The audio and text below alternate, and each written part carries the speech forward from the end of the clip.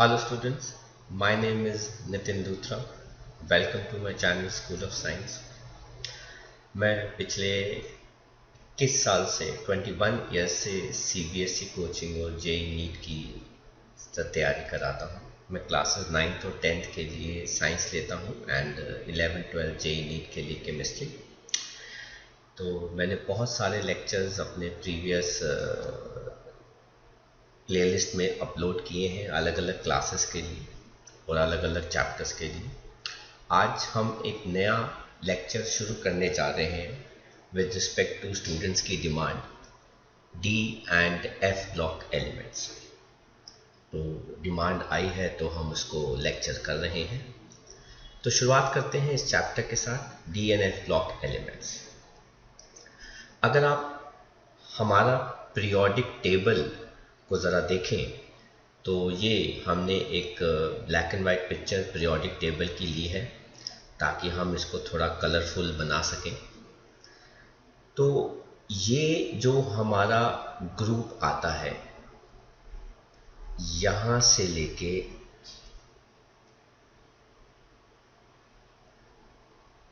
Group 3 से लेके कहाँ तक 12 तक, ये हमारा D ब्लॉक कंसिडर किया जाता है। और इस D ब्लॉक के एलिमेंट्स को हम कहते हैं ट्रांजिशन एलिमेंट्स या ट्रांजिशन मेटल्स। ऐसे ही हमारे पास F ब्लॉक होता है जो इस टेबल के नीचे आप देख सकते हैं प्लेस किया गया है। ये होता है F ब्लॉक। इनको हम किस नाम से जानते हैं? Inner transition metals. अब इनको ऐसा क्यों बोलते हैं, कैसे बोलते हैं, जब हम F ब्लॉक पढ़ेंगे तो हम उसके बारे में बात करेंगे, ठीक है। और अभी हम शुरुआत करेंगे D ब्लॉक एलिमेंट्स की एक एक करके। तो आइए देखते हैं D ब्लॉक हमारा किस किस को बिलोंग करता है। ये सारे एलिमेंट्स D ब्लॉक के हैं।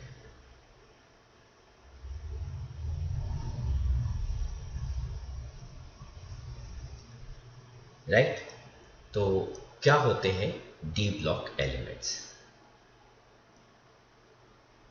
अगर इलेक्ट्रॉनिक कॉन्फ़िगरेशन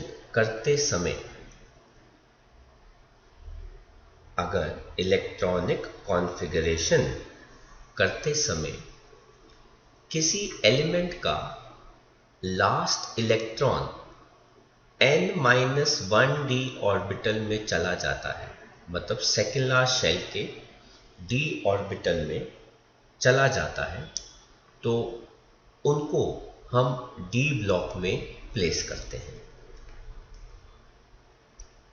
उनको हम कहाँ पे प्लेस करते हैं? D ब्लॉक में प्लेस करते हैं। तो ट्रांजिशन मेटल्स फिर क्या होते हैं? ये वो एलिमेंट्स होते हैं जिनके पास incompletely filled second last shell का D ऑर्बिटल होता है, या किसी भी अपने ऑक्सीडेशन स्टेट के अंदर वो incompletely filled D orbital second last shell का प्रोड्यूस कर सकते हैं और क्या शो करते हैं? Variable valencies. इनको हम ट्रांजिशन मेटल्स कहते हैं। तो मैं दोबारा रिपीट करता हूँ, वो एलिमेंट्स जिनके पास D ब्लॉक इनकम्प्लीटली फिल्ड होता है या अपने किसी भी ऑक्सीडेशन स्टेट के अंदर वो incompletely filled D orbital produce कर सकते हैं और वो वेरिएबल वैलेंसी शो करते हैं, उनको हम ट्रांजिशन मेटल्स कहते हैं। लेकिन इसके अंदर भी 3 एक्सेप्शंस है, जिंक, कैडमियम, मर्करी। ये ट्रांजिशन मेटल्स को बिलोंग नहीं करते। हालांकि ये D ब्लॉक को बिलोंग करते हैं पर ट्रांजिशन मेटल्स को बिलोंग नहीं करते, क्योंकि इनके पास फुली फिल्ड n-1d सबशेल होता है और ये एक ही कॉमन ऑक्सीडेशन स्टेट शो करते हैं। ये वेरिएबल ऑक्सीडेशन स्टेट शो नहीं करते। हम सब जानते हैं जिंक जो है वो +2 स्टेट ही सिर्फ शो करता है, ठीक है, वो और कोई स्टेट शो नहीं करता। ये जो 3 एलिमेंट है जिंक, कैडमियम एंड मर्करी, ये ट्रांजिशन मेटल्स की प्रॉपर्टीज शो नहीं करते पर डी ब्लॉक में ही स्टडी किए जाते हैं। इस ग्रुप की जनरल आउटर इलेक्ट्रॉनिक कॉन्फ़िगरेशन क्या होती है? n-1d, जहाँ पे d में 1 से लेके 10 इलेक्ट्रॉन तक आ सकते हैं और ns 1 से लेके 2। जी हमने क्लास 11th में पढ़ा था कि हाउ कम ns के अंदर 1 इलेक्ट्रॉन आता है। ये क्रोमियम एंड कॉपर वाला केस है। पूरा ट्रांजिशन सीरीज जो है, जो डी ब्लॉक है, वो 3 सीरीज में डिवाइडेड है। कौन कौन सी है? फर्स्ट ट्रांजिशन सीरीज, इसके अंदर इलेक्ट्रॉन जो है 3D में जाते हैं, 10 इलेक्ट्रॉन एक एक करके, और एलिमेंट्स कहाँ से आते हैं? स्कैंडियम एटॉमिक नंबर 21 से जिंक कहाँ तक? 30 तक। आइए टेबल देख के हम फर्स्ट ट्रांजिशन सीरीज को लोकेट करते हैं। ये देखिए, ये है फर्स्ट ट्रांजिशन सीरीज जहाँ पे एलिमेंट स्कैंडियम से जा रहा है और कहाँ तक? मर्करी तक। इनके अंदर इलेक्ट्रॉन जो है वो कहाँ पे जाते हैं? 3D ऑर्बिटल में जाते हैं, सेकेंड लास्ट शेल मतलब थर्ड शेल के d ऑर्बिटल में। ऐसे ही हमारे पास ये आती है सेकेंड ट्रांजिशन सीरीज, जिसके अंदर इलेक्ट्रॉन जो है वो 4D में जाते हैं। एलिमेंट कौन से हैं? यट्रियम 39 से लेके कैडमियम 48 तक। और हमारे पास आता है थर्ड ट्रांजिशन सीरीज, ठीक है। इसके अंदर हमारे पास इलेक्ट्रॉन जो है वो कहाँ जाते हैं? 5D के अंदर। इसके अंदर हमारे पास पहले आता है लैंथेनम। लैंथेनम का एटॉमिक नंबर कितना होता है? 57। उसके बाद यहाँ से शुरू हो जाते हैं सीरियम वगैरह, आगे चलता रहता है, हम वो नहीं पढ़ेंगे। पर लैंथेनम एंड देन हैफनियम 72 से लेके मर्करी 80 तक। ये हमारी 3 सीरीज है। 3D first transition series 3D को बिलोंग करती है, सेकेंड ट्रांजिशन सीरीज 4D को बिलोंग करती है, थर्ड ट्रांजिशन सीरीज 5D को बिलोंग करती है। वैसे तो आप देख सकते हैं एक और ट्रांजिशन सीरीज है नीचे, फोर्थ वाली, पर हम इसको स्टडी नहीं करते क्योंकि इनके मेटल्स के बारे में हमारे पास कुछ ज़्यादा अच्छी इंफॉर्मेशन नहीं है। किसी के एग्जिस्टेंस की प्रॉब्लम है, किसी की स्टडी की प्रॉब्लम है, किसी की प्रॉपर्टीज़ की प्रॉब्लम है, तो हम इनको इस ग्रुप में, इस ब्लॉक में रखते तो हैं, पढ़ते तो हैं, पर वो हम कंपैरिजन जो है वो नहीं करते। तो चलिए आते हैं, हमारी फर्स्ट सीरीज हमने पढ़ी, सेकंड ट्रांजिशन सीरीज अभी हमने बात करी, इसके बारे में हमने टेबल में देखा। इसके अंदर इलेक्ट्रॉन जो है वो 4D में जाता है, 10 एलिमेंट आते हैं, यट्रियम 39 से लेके कैडमियम 48 तक। और थर्ड ट्रांजिशन सीरीज अभी हमने देखी, इसके अंदर इलेक्ट्रॉन 5D में जाता है, इसमें भी 10 एलिमेंट होते हैं। पहला एलिमेंट कौन होता है? लैंथेनम 57, और बाद में हैफनियम 72 से लेके मर्करी 80 तक। ये जो गैप है बीच में 57 आप देख सकते हैं, पहला 57 है और उसके बाद जो है वो सीधा 72 है ना। तो वो जो 14 एलिमेंट्स का गैप है वो लैंथेनाइट्स को बिलोंग करता है, जिनके अंदर इलेक्ट्रॉन जो है वो 4f में जाता है, जिनको हम f ब्लॉक में पढ़ेंगे। अगर आपको ट्रांजिशन मेटल से इलेक्ट्रॉन रिमूव करना है ताकि कैटायन बना सके, तो प्लीज़ याद रखिए इलेक्ट्रॉन रिमूव हमेशा लास्ट शेल से होता है। मतलब इलेक्ट्रॉन, पहले हम इसकी बात कर रहे हैं ना, इनकी जनरल कॉन्फ़िगरेशन क्या हो जाएगी? 3D 1 से लेके 10, और बाद में क्या आ जाएगा? 4s1 2। इलेक्ट्रॉन पहले लास्ट शेल से रिमूव होता है और उसके बाद इलेक्ट्रॉन जो है वो सेकेंड लास्ट शेल के d ऑर्बिटल से होगा। क्यों? क्योंकि लास्ट शेल की आयनाइजेशन एंथैल्पी क्या होती है? कम होती है। नेक्स्ट देखते हैं क्वेश्चन आंसर, एनसीईआरटी का example 1। On what ground you can say that scandium 21 एक ट्रांजिशन मेटल है पर जिंक नहीं है? ऑब्वियसली बात है, स्कैंडियम ट्रांजिशन मेटल है क्योंकि उसके पास इनकम्प्लीटली फिल्ड 3D ऑर्बिटल है, लेकिन जिंक ट्रांजिशन नहीं है क्योंकि उसके पास कंप्लीटली फिल्ड 3d ऑर्बिटल है ना, तो इनकम्प्लीटली फिल्ड होगा तभी तो वो आएगा। तो scandium has incompletely filled d orbital 3d10, पर उसके पास क्या है, फुली फिल्ड है, इस रीजन की वजह से। इंटेक्स का फर्स्ट क्वेश्चन कहता है सिल्वर एटम के पास कंप्लीटली फिल्ड 4d10 है अपने ग्राउंड स्टेट के अंदर, आप कैसे कह सकते हैं कि वो ट्रांजिशन मेटल है, क्योंकि silver one of the oxidation state ऐसा शो करता है। अगर तो सिल्वर का एटॉमिक नंबर है 47, कॉन्फ़िगरेशन है 4d10 5s1, राइट। तो अगर वो Ag पॉजिटिव शो करता है तो वो 4d10 बन जाता है, लेकिन उसका एक ऐसा ऑक्सीडेशन स्टेट होता है +2 का, जिसके अंदर उसका इनकम्प्लीटली फिल्ड d ऑर्बिटल होता है। +2 में सिल्वर के पास क्या होता है, 3d9, इसलिए उसके पास इनकम्प्लीटली फिल्ड 3d ऑर्बिटल होने की वजह से वो ट्रांजिशन मेटल है। आई होप आपको समझ में आ रहे हैं क्वेश्चंस। लेट अस अंडरस्टैंड कुछ प्रॉपर्टीज ट्रांजिशन मेटल्स की। बहुत ही इंपॉर्टेंट प्रॉपर्टीज हम पढ़ने वाले हैं और मैं बड़े अच्छे से आपको इन प्रॉपर्टीज को समझाऊंगा, और मैं गारंटी लेता हूं कि जो टॉपिक्स मैं पढ़ा रहा हूं इस पे बेस्ड क्वेश्चन आपके हर स्कूल के एग्जाम के अंदर, एंट्रेंस में और बोर्ड्स तक में आएगा। तो ध्यान से समझिएगा प्रॉपर्टीज क्या है, कैसे है।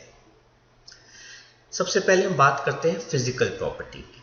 ट्रांजिशन मेटल्स की टेंसाइल स्ट्रेंथ ज़्यादा होती है, इनकी डक्टिलिटी अच्छी खासी होती है, मैलेबिलिटी भी ज़्यादा होती है, थर्मल और इलेक्ट्रिकल कंडक्टिविटी भी ज़्यादा होती है, इनका अच्छा खासा मेटालिक लस्टर होता है।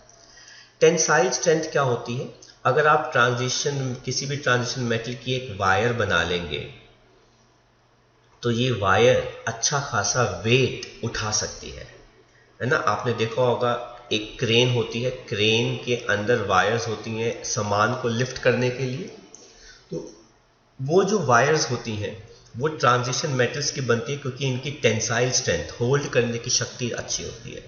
डक्टिलिटी आपको पता है कि आप इसको वायर्स में ड्रॉ कर सकते हैं, राइट। देन आपको मैलेबिलिटी भी पता है, ये वायर में ड्रॉ कर सकते हैं। आप इनको शीट्स में हैमर करके शीट्स में बदल सकते हैं, ठीक है। थर्मल और इलेक्ट्रिकल कंडक्टिविटी, ये हीट के भी अच्छे कंडक्टर्स होते हैं, करंट के भी अच्छे कंडक्टर्स होते हैं, और ये मेटल जो होते हैं वो क्या करते हैं, शाइन, इसलिए इनका मेटालिक लस्टर है। एक्सेप्ट जिंक, कैडमियम, मर्करी और मैंगनीज, सबका MPBP क्या होता है, मेल्टिंग पॉइंट, बॉइलिंग पॉइंट ज़्यादा होता है, और पहले ये इंक्रीज करता है और बाद में ये डिक्रीज करता है। बड़ा अजीब सा ट्रेंड है कि मेल्टिंग पॉइंट और बॉइलिंग पॉइंट पहले इंक्रीज कर रहा है और बाद में डिक्रीज कर रहा है। लेट अस अंडरस्टैंड कि ऐसा क्यों होता है। अब आप देखिए, अगर हम शुरुआत में ट्रांजिशन मेटल्स की बात करते हैं तो इनके पास d ऑर्बिटल होता है। अब d ऑर्बिटल में 5 सब शेल हैं, तो एक d में आ गया, फिर दूसरा इलेक्ट्रॉन आ गया d के अंदर, फिर तीसरा इलेक्ट्रॉन आ गया, फिर 4 आ गया। तो देखो धीरे धीरे d के अंदर इलेक्ट्रॉन्स बढ़ रहे हैं। अगर इलेक्ट्रॉन्स बढ़ रहे हैं तो दूसरे एटम के साथ भी सेम कॉन्फ़िगरेशन होती है, उसके पास भी ऐसे ही होंगे। तो एटम्स के बीच में इंटर इलेक्ट्रॉनिक रिपल्शन, जिसको हम कहते हैं inter particle covalent bond, half field में क्या कर जाता है, इंक्रीज कर जाता है। तो इसलिए मेल्टिंग पॉइंट हाफ सीरीज में क्या कर रहा है, इंक्रीज। लेकिन जब उतनी ही जगह में, उतने ही स्पेस में और इलेक्ट्रॉन्स आने लगते हैं तो रिपल्शंस बढ़ जाती हैं। तो पेयरिंग की वजह से रिपल्शंस एटम्स के बीच में बढ़ जाती हैं, जिसकी वजह से मेल्टिंग पॉइंट जो है वो क्या कर जाता है, डिक्रीज कर जाता है, या बॉइलिंग पॉइंट जो है वो डिक्रीज कर जाता है। तो मैं एक बार दोबारा बताता हूँ आपको, ये काफ़ी अच्छा पॉइंट है कि एमपीबीपी ट्रांजिशन मेटल का पहले इंक्रीज इसलिए करता है क्योंकि जैसे जैसे डी ऑर्बिटल हाफ फिल्ड की तरफ पहुंचता है तो एटम्स इलेक्ट्रॉन्स की अलाइनमेंट सही होने की वजह से इंटर पार्टिकल कोवैलेंट बॉन्ड की जो स्ट्रेंथ होती है वो बढ़ जाती है। लेकिन जब उसी जगह में उसी स्पेस में और इलेक्ट्रॉन्स आते हैं, मतलब पेयरिंग इंक्रीज होती है, तो यही इलेक्ट्रॉनिक रिपल्शंस बढ़ जाती हैं जिनकी वजह से उनका बॉइलिंग पॉइंट, मेल्टिंग पॉइंट क्या हो जाता है, कम हो जाता है। Very nice point. तो नेक्स्ट जो हमारी प्रॉपर्टी आती है, ट्रेंड आता है, वो है एटॉमिक साइज और आयनिक साइजेस। तो how does size of D block elements very? तो इनके साइज एस ब्लॉक एलिमेंट से छोटे होते हैं, लेकिन पी ब्लॉक एलिमेंट से क्या होते हैं, बड़े, क्योंकि साइज लेफ्ट टू राइट हम जानते हैं इन अ पीरियड क्या करता है, डिक्रीज करता है। और साइज फर्स्ट डिक्रीज करता है डी ब्लॉक के अंदर, फिर कुछ समय के लिए कांस्टेंट हो जाता है और बाद में साइज जो है वो इंक्रीज करता है। अब ऐसे कैसे, जरा इस चीज को समझते हैं। हमारे पास डी ब्लॉक है 1 2 3 4 5 और है 4s।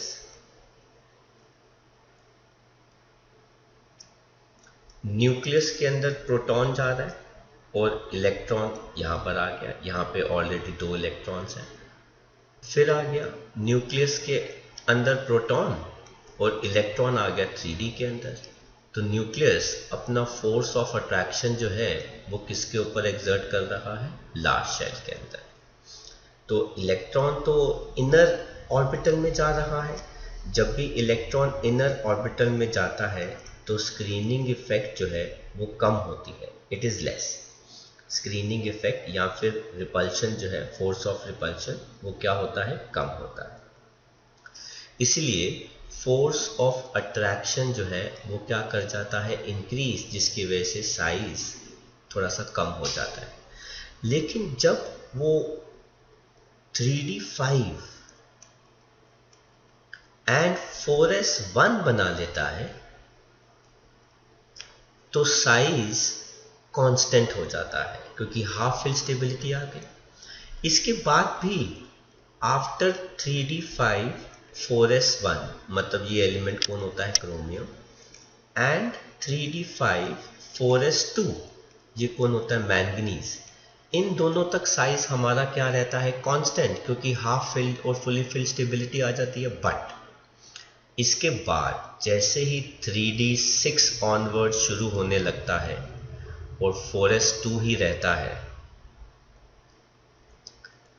टिल 10, तो साइज जो है वो क्या करने लग जाता है, इंक्रीज। क्यों? Inter electronic repulsions, inter electronic repulsions increase करने लग जाती है। उतने ही स्पेस में अगर और इलेक्ट्रॉन आ जाएंगे तो उनकी रिपेलिंग की वजह से, है ना, स्क्रीनिंग की वजह से साइज जो है वो क्या कर जाता है, इंक्रीज कर जाता है। तो आइए इसके कॉन्सेप्ट को समझते हैं, रीजन देखते हैं। कहते हैं साइज डिक्रीज करता है क्योंकि इफेक्टिव न्यूक्लियर चार्ज इंक्रीज कर रहा है जब भी इलेक्ट्रॉन ऐड किया जाता है किसके अंदर, 3D में। लेकिन साइज फिर बाद में क्या हो जाता है, कांस्टेंट, क्योंकि जितना भी इंक्रीज्ड न्यूक्लियर चार्ज होता है it is partially cancelled by screening effect. किसके अंदर, किस केस में, 3d5 4s1 and 3d5 4s2। Finally जब डी इलेक्ट्रॉन्स की पेयरिंग होती है तो इलेक्ट्रॉन इलेक्ट्रॉन रिपल्शंस ज़्यादा हो जाती हैं, जिसकी वजह से स्क्रीनिंग इफेक्ट क्या कर जाता है, इंक्रीज। इसकी वजह से साइज क्या कर जाता है, इंक्रीज कर जाता है। Very nice.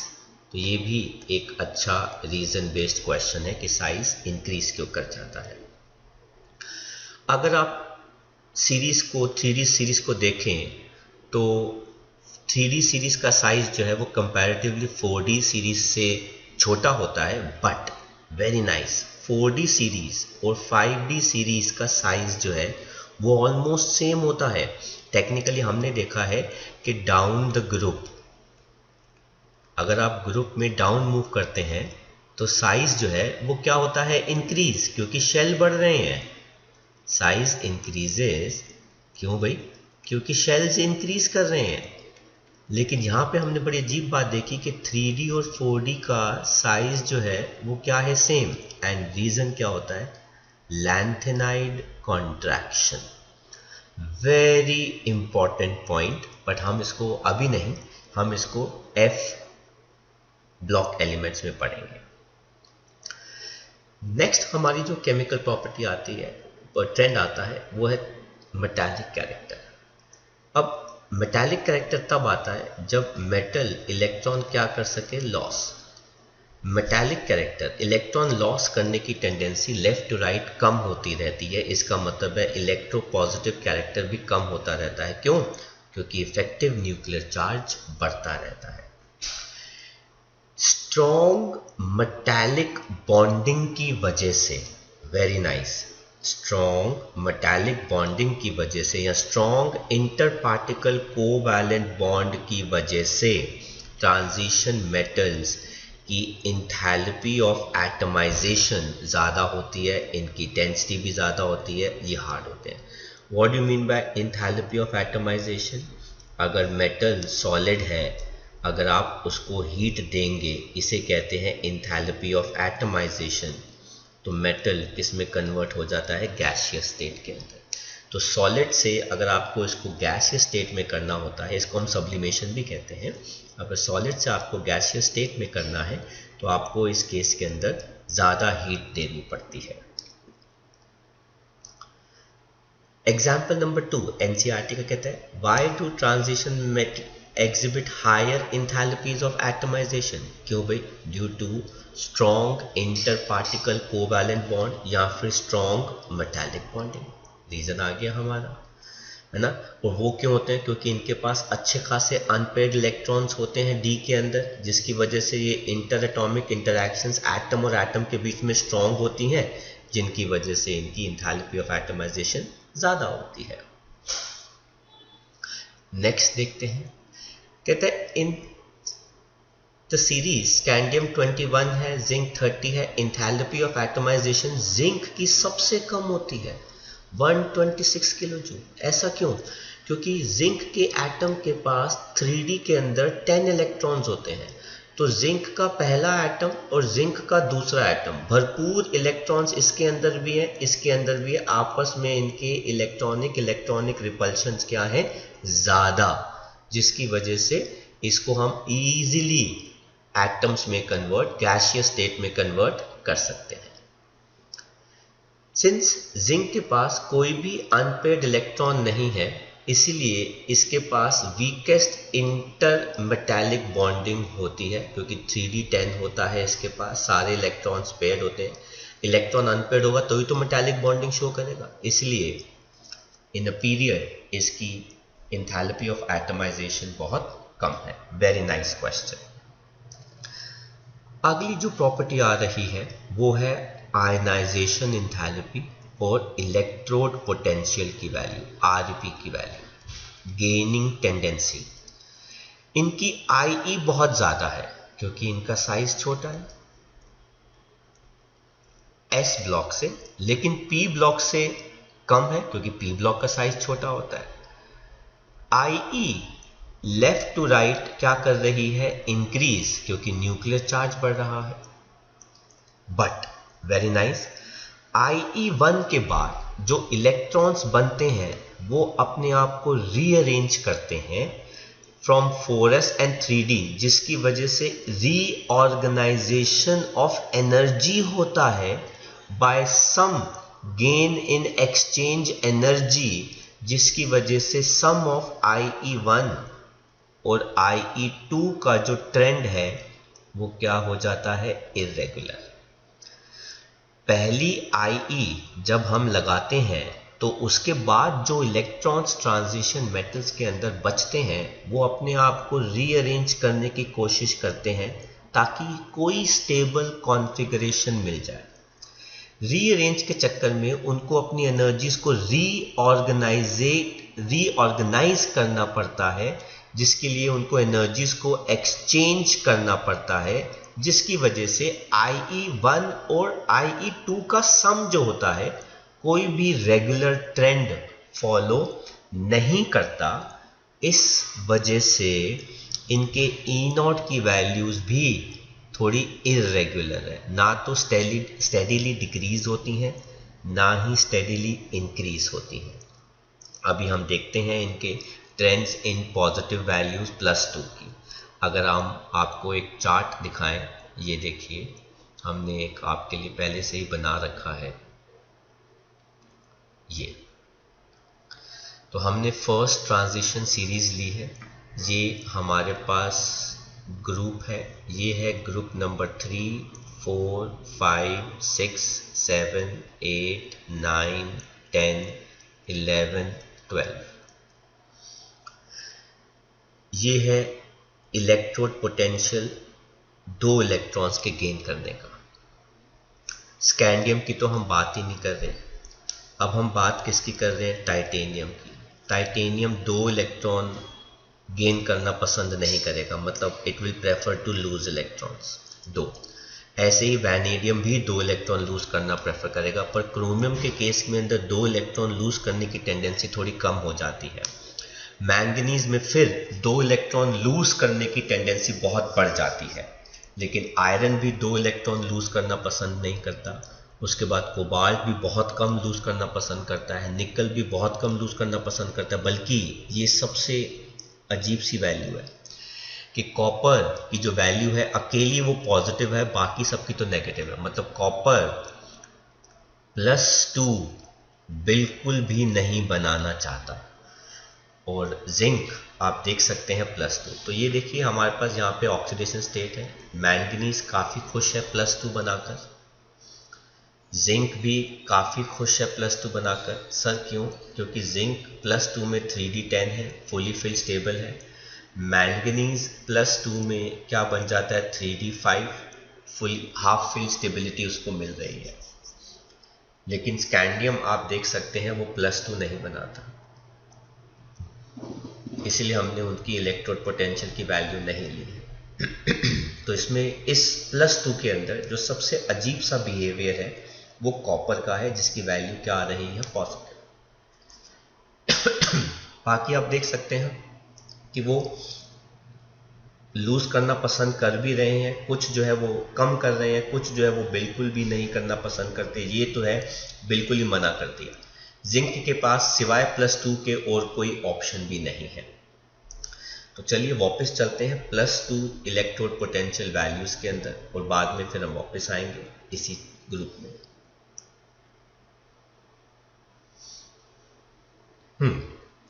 कहते हैं आउट ऑफ सारे कॉपर का एक बड़ा ही यूनिक बिहेवियर है E0 की वैल्यू को शो करने का, वो भी पॉजिटिव। ये इस रीजन की वजह से कॉपर कभी भी एसिड से हाइड्रोजन को डिस्प्लेस नहीं कर पाता। तो this is the actual reason कि इलेक्ट्रोड पोटेंशियल +2 का कॉपर के लिए पॉजिटिव होता है, वो हाइड्रोजन से ज़्यादा है। इसका मतलब है कॉपर की टेंडेंसी इलेक्ट्रॉन गेन करने की ज़्यादा है एज कंपेयर टू हाइड्रोजन। इस वजह से कॉपर कभी भी हाइड्रोजन को एसिड से डिस्प्लेस नहीं करता। हाँ, अगर कोई बहुत ही स्ट्रॉन्ग ऑक्सीडाइजिंग एसिड होगा लाइक HNO3 या हॉट एंड कॉन्क H2SO4, मतलब जिनका काम ही दूसरों से इलेक्ट्रॉन छीनना है, वो कॉपर के साथ रिएक्ट करके उससे इलेक्ट्रॉन क्या कर लेंगे? छीन लेंगे, राइट। मोरओवर कॉपर के इलेक्ट्रोड पोटेंशियल की वैल्यू +2 वाली वो पॉजिटिव इस रीजन की वजह से भी है क्योंकि उसकी हाइड्रेशन इंथैल्पी बहुत कम होती है। जो IE1 और IE2 का जो सम आता है इतनी ज़्यादा एनर्जी इन्वेस्टमेंट का, ये हाइड्रेशन इंथैल्पी उसको कंपेंसेट या पूरा नहीं कर पाती। तो कॉपर के +2 स्टेट की हाइड्रेशन इंथैल्पी बहुत कम है, मतलब एनर्जी रिलीज बहुत कम है पर एनर्जी लगती बहुत ज़्यादा है, 1 और 2 के सम के बराबर। इस वजह से कॉपर +2 स्टेट शो करना पसंद नहीं करता। और लेफ्ट टू राइट हमने देखा है कि वैल्यू इलेक्ट्रोड पोटेंशियल की नेगेटिव कम होती जा रही है। वो इस रीज़न की वजह से है क्योंकि सम IE1 और IE2 का जो है वो ओवरऑल क्या करता जा रहा है, इंक्रीज। अगर मेरी एनर्जी इलेक्ट्रॉन निकालने में ज़्यादा लगेगी तो उनके इलेक्ट्रोड पोटेंशियल की वैल्यू नेगेटिव कम होती रहेगी और वो टूवर्ड्स पॉजिटिव भागती रहेगी। मतलब हम 2 इलेक्ट्रॉन लूज कराना पसंद नहीं करेंगे। आई होप आपको +2 का ट्रेंड समझ में आया। तो वैल्यूज़ को थोड़ा सा ध्यान से, मेरी स्टेटमेंट्स को ध्यान से सुनिएगा, आगे भी सुनिएगा कि मैं क्या क्या बोलने वाला हूं। लेट अस सी ट्रेंड इन इलेक्ट्रोड पोटेंशियल +3 से +2। मतलब 2 इलेक्ट्रॉन के बाद क्या आप किसी से तीसरा इलेक्ट्रॉन भी लूज करा सकते हैं? स्कैंडियम ऐसा है जो सबसे लो वैल्यू शो करता है, +3 प्रेफर करता है। सर क्यों? क्योंकि +3 में उसको नोबल गैस कॉन्फ़िगरेशन मिल जाती है। तो स्कैंडियम के लिए सिवाय +3 के और कोई भी ऑक्सीडेशन स्टेट नोन नहीं है। तो आप देख सकते हैं, मैं आपको टेबल पे ले जाता हूं और आप देखिए, ये देखिए स्कैंडियम जो है वो +3 शो कर रहा है। क्यों? क्योंकि इसमें उसको क्या मिल रही है, नोबल गैस कॉन्फ़िगरेशन। तो इससे अच्छी स्टेबिलिटी क्या हो सकती है?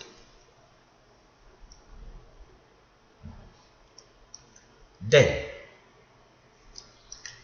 हाईएस्ट जो +3 के लिए पॉजिटिव ReP आती है वो जिंक की आती है। भाई जिंक +2 में क्या शो कर रहा है, 3D10। तो उसको क्या जरूरत पड़ी है तीसरा इलेक्ट्रॉन लूज कराने की, इसलिए जिंक कभी भी +3 नहीं बनाएगा, इसलिए उसकी ReP की वैल्यू सबसे ज्यादा पॉजिटिव आ जाएगी। Mn +2 में 3D5 है तो वो +3 प्रेफर नहीं करेगा। आयरन +3 में 3D5 है तो वो बना सकता है +3, है ना।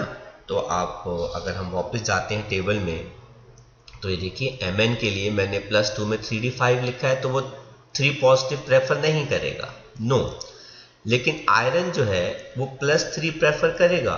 क्यों? क्योंकि वो 3D5 है, हाफ फिल स्टेबल है इसके अंदर, तो आयरन +3 बनाना शो करेगा प्रेफर। चलिए वापस चलते हैं। कहते हैं इसका मतलब है Mn3 पॉजिटिव अगर आपने उससे इलेक्ट्रॉन लूज करा दिया, या कोबाल्ट 3 पॉजिटिव अगर आपने उससे इलेक्ट्रॉन लूज करा दिया, तो वो दूसरों से इलेक्ट्रॉन लूज कराएंगे ताकि वो खुद क्या कर सकें, गेन कर सकें। तो Mn3 पॉजिटिव अनस्टेबल है, कोबाल्ट 3 पॉजिटिव भी अनस्टेबल है, इसलिए दूसरों से इलेक्ट्रॉन लूज कराएंगे एक्वस सॉल्यूशन के अंदर। हमने स्टेबिलिटी वैनेडियम +2 की भी देखी है। वो किस वजह से? क्योंकि उसके पास हाफ फिल्ड T2G लेवल होता है। अब ये half filled T2G level technically होता क्या है, मैं आपको थोड़ा सा बता देता हूं। ये कोऑर्डिनेशन का टॉपिक है जिसमें हम देखते हैं कि हमारा जो d ऑर्बिटल होता है वो 2 पार्ट्स में ब्रेक कर जाता है। एक में 3 ऑर्बिटल आ जाते हैं, एक में 2 आ जाते हैं। इसको हम कहते हैं Eg, इसको हम क्या कहते हैं, T2G। तो ये अगर हाफ फिल्ड हो जाए तो वो स्टेबिलिटी आ जाती है। तो वैनेडियम के पास जो +2 है वो किसकी वजह से है? क्योंकि उसके पास T2G जो है वो क्या है, हाफ फिल्ड हो जाता है। तो आइए इसको भी हम वहां पे प्लेस कर देते हैं। ये देखिए वैनेडियम +2 में क्या है, T2G3, क्योंकि 3 ऑर्बिटल आते हैं, तीनों ऑर्बिटल में एक एक इलेक्ट्रॉन है तो वो हाफ फिल्ड स्टेबल हो गया। हम कोऑर्डिनेशन में इसके बारे में अच्छे से डिटेल में बात करेंगे।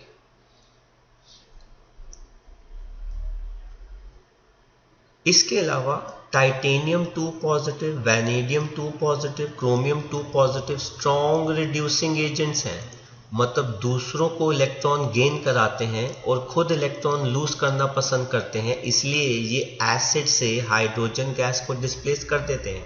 तो देखिए क्रोमियम 2 पॉजिटिव है, क्रोमियम 2 पॉजिटिव H पॉजिटिव को एसिड से हटा के क्या बना देगा, Cr3 पॉजिटिव। ये इसका प्रेफर्ड स्टेट होता है। और क्रोमियम भी 3 पॉजिटिव क्यों होता है, क्योंकि वो भी हाफ फिल्ड क्या होता है, T2G3। चलिए आइए उसको भी मार्क कर देते हैं हम, क्रोमियम को 3 पॉजिटिव। ये रहा chromium half filled stable T2G3। Chromium में भी ऐसा ही होता है। कहते हैं जितनी छोटी वैल्यू होगी इलेक्ट्रोड पोटेंशियल की एक पर्टिकुलर ऑक्सीडेशन स्टेट के लिए, छोटी का वैल्यू का मतलब होता है नेगेटिव में नीचे जाना, -1 ज्यादा बड़ी वैल्यू है एज कंपेयर टू -2, तो स्मॉलर कौन हो गया, -2। उतना स्टेबल है वो ऑक्सीडेशन स्टेट एक्वस सोल्यूशन के अंदर। इसी से हम ये क्या सिग्निफाई करते हैं कि अगर किसी एलिमेंट के लिए IE की वैल्यू बढ़ेगी तो उसका ऑक्सीडेशन स्टेट जो है वो क्या करता है, इंक्रीज करता है। और अब हम पढ़ने वाले हैं लास्ट प्रॉपर्टी इसकी इस लेक्चर में, जो है oxidation state. Transition metals 2 type के मतलब वेरिएबल ऑक्सीडेशन स्टेट शो करते हैं। एक केस में वो सिर्फ NS से इलेक्ट्रॉन लूज करते हैं और कभी कभार वो NS और N-1D से भी इलेक्ट्रॉन लूज कर सकते हैं। अगर तो सिर्फ वो लास्ट शेल के S ऑर्बिटल से इलेक्ट्रॉन लूज करेंगे तो छोटा ऑक्सीडेशन स्टेट आता है, लेकिन अगर वो NS और N-1D दोनों से लूज करेंगे तो ऑक्सीडेशन स्टेट बड़े आते हैं। तो आप ये देख सकते हैं हमारे पास यहाँ पर ऑक्सीडेशन स्टेट के रिस्पेक्टिव चार्ज भी है। यहाँ पे हमारे पास इलेक्ट्रोड पोटेंशियल की वैल्यू है +3 के लिए, तो +3 मैंगनीज कभी भी शो नहीं करेगा। वो इसलिए शो नहीं करेगा क्योंकि उसके अंदर वो 3D क्या हो जाता है, 4, जो हाईली अनस्टेबल है। सिमिलरली आयरन के लिए भी +3 जो है वो काफ़ी मुश्किल है, हालांकि पॉजिटिव वैल्यू आ रही है, कॉन्फ़िगरेशन पॉजिटिव है, पर यहाँ पे पॉजिटिव आ रही है क्योंकि हाइड्रेशन एंथैल्पी छोटी होती है। कॉपर के लिए +2 क्यों नहीं शो होता, क्योंकि इसकी हाइड्रेशन एंथैल्पी कम है, लो हाइड्रेशन एंथैल्पी। हालांकि +1 में कॉपर 3D10 है और +2 में कॉपर 3D9 है और अनस्टेबल कॉन्फ़िगरेशन आती है। तो ये हमारे पास कुछ ऑक्सीडेशन स्टेट्स हो गए। अब आप देख सकते हैं ये बोल्ड ऑक्सीडेशन स्टेट किस किस के हैं। अब आप देखिए 3, 4, 5, 6, 7 लेफ्ट टू राइट आप जा रहे हैं, ग्रुप नंबर के साथ साथ ऑक्सीडेशन स्टेट भी मैच कर रहा है, हाईएस्ट ऑक्सीडेशन स्टेट। लेकिन ये कहाँ तक होता है, सिर्फ मैंगनीज तक। मैंगनीज के बाद कोई भी बड़ा ऑक्सीडेशन स्टेट नोन नहीं है, अगर है तो वो कौन है, 3। आप देख सकते हैं ये बहुत रेयर शो होते हैं, बहुत रेयर, ये भी बहुत ही रेयर शो होता है। +4 भी बहुत ही रेयर शो होता है। तो यहाँ तो ऑक्सीडेशन स्टेट +3 आ जाएंगे या फिर +2 आ जाएगा, तो यही नॉर्मल ऑक्सीडेशन स्टेट जो है वो शो होते हैं।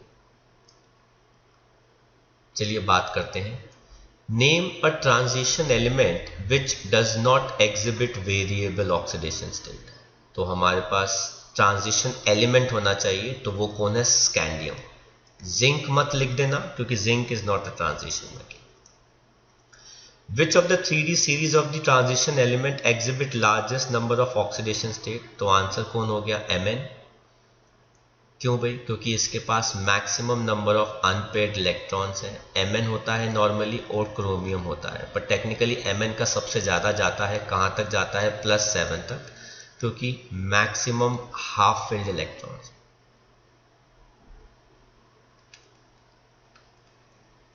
Half filled electrons, so Mn25, क्योंकि इसके 3D और 4s ऑर्बिटल्स के दोनों के इलेक्ट्रॉन्स पूरी तरीके से पार्टिसिपेट करते हैं।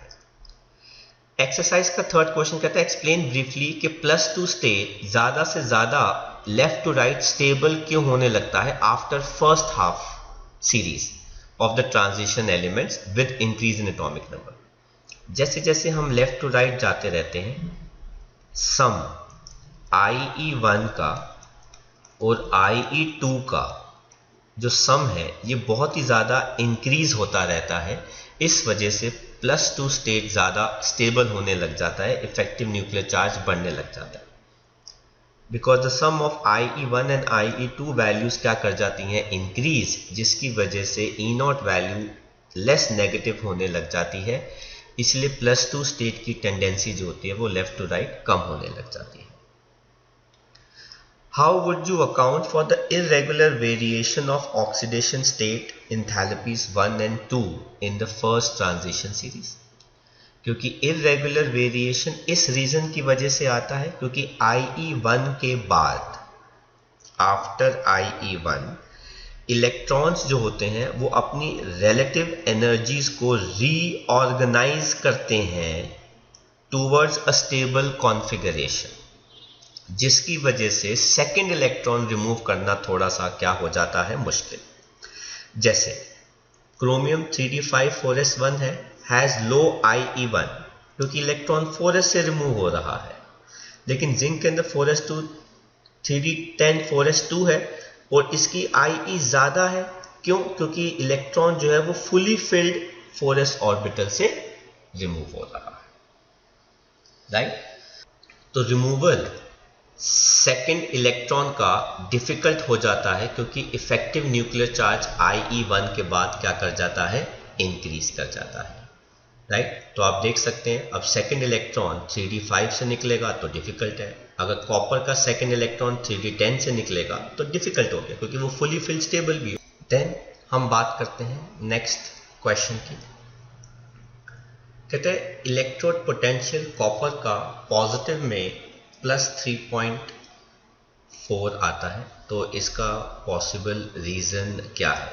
हमने पढ़ा था इसका पॉसिबल रीज़न यही है कि कॉपर +2 की हाइड्रेशन एंथैल्पी जो है वो क्या है, कम है, एंड इसके लिए जो सम है IE1 का और IE2 का वो काफ़ी ज़्यादा है, जो लो हाइड्रेशन एंथैल्पी कंपेंसेट नहीं कर पाती, जिसकी वजह से इसकी इलेक्ट्रोड पोटेंशियल की वैल्यू जो है वो क्या है, पॉजिटिव है। नेक्स्ट है, कहते हैं which is a stronger reducing agent, दूसरों को गेन कराना और खुद क्या करना, लूज करना। तो which has a greater tendency to lose electron,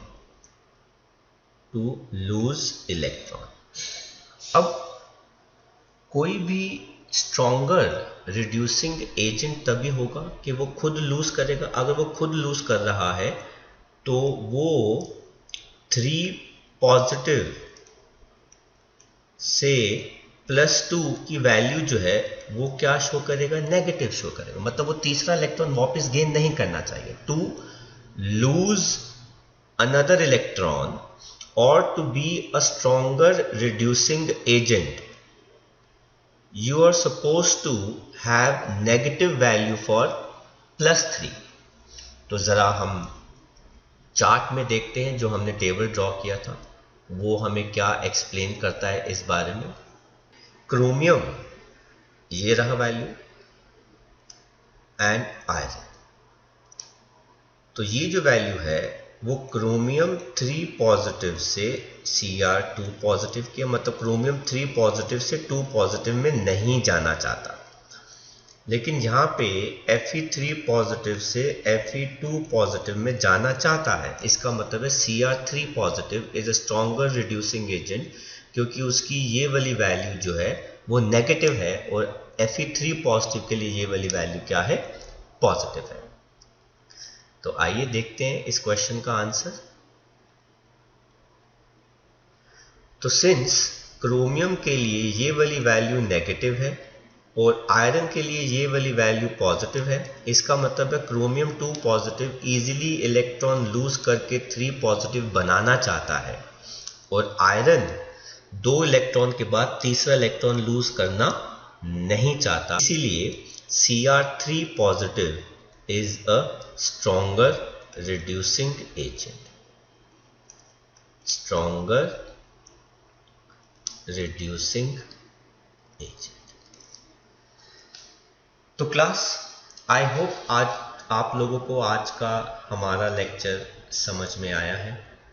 तो थैंक यू वेरी मच इस लेक्चर को सुनने के लिए, समझने के लिए। हमने बहुत ही डिटेल्ड में मैंने हर चीज़ों को एक्सप्लेन किया है, और आप इसको एक बार दोबारा देखिए, रिवाइज कीजिए, और जितने भी क्वेश्चन आंसर्स टॉपिक्स के साथ एसोसिएटेड थे वो हमने कर लिए। तो प्लीज़ इस लेक्चर को लाइक ज़रूर कीजिएगा, और मैं इस चैप्टर के और भी लेक्चर जो है वो अपलोड कर रहा हूँ क्योंकि आप लोगों की डिमांड आई है। एंड प्लीज़ अपने बाकी फ्रेंड्स के साथ भी शेयर कीजिएगा, और प्लीज़ मेरे चैनल को प्लीज़ मेरे चैनल को लाइक कीजिए, ठीक है, और सब्सक्राइब कीजिए ताकि आपको आपके regular updates with respect to your chapters मिलते रहें। Thank you very much. Bye bye from School of Science. Thank you.